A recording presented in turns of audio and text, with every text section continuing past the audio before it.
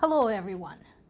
Right after we had another scare with Chernobyl nuclear power plant when it got cut off from external grid, the same thing is happening with Zaporizhzhya nuclear plant, and that one is more concerning. As concerning as Chernobyl would be, this one is worse because A, it's bigger, B, Europe should be screaming bloody murder right now because it's closer to Europe. Feel free to look up Chernobyl and Zaporizhzhya on the map and you can see for yourself. This is a big difference.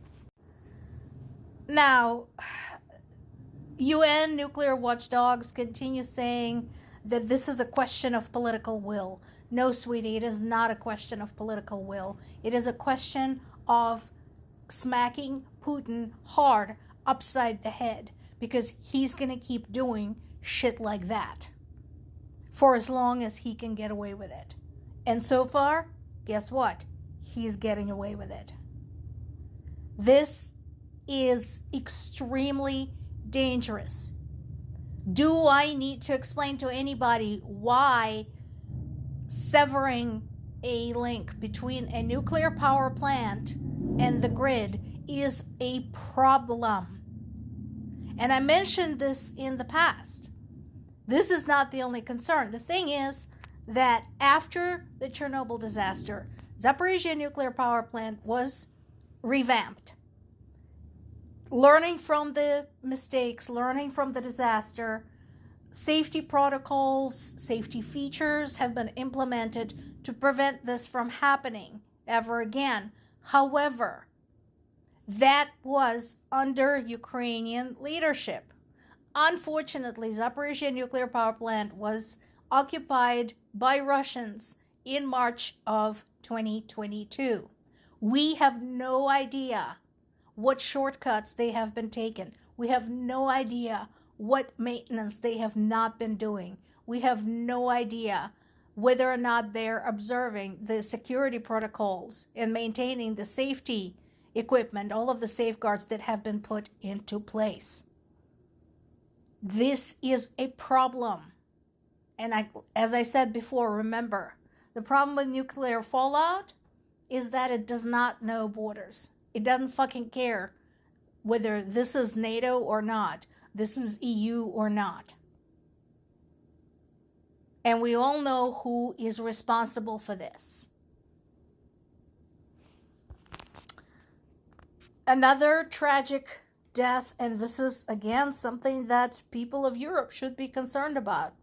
A French photojournalist, Anthony Lalican, has been killed in a Russian drone attack in eastern Ukraine yesterday. He was only 37 years old. He was an award-winning photographer.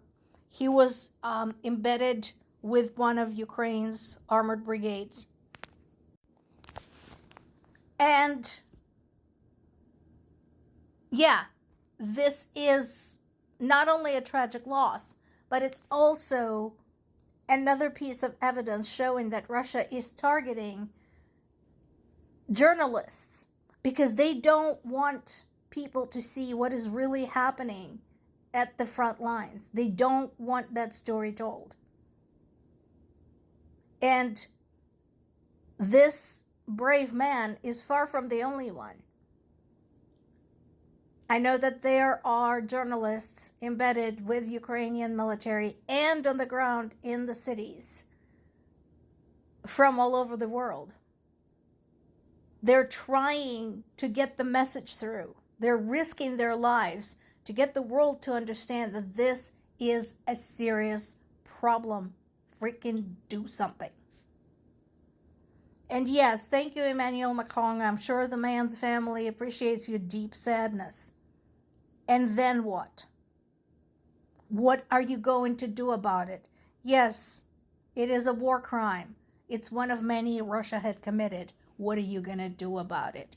And speaking of war crimes, there's been a strike on a railway station during which 30 people have been injured.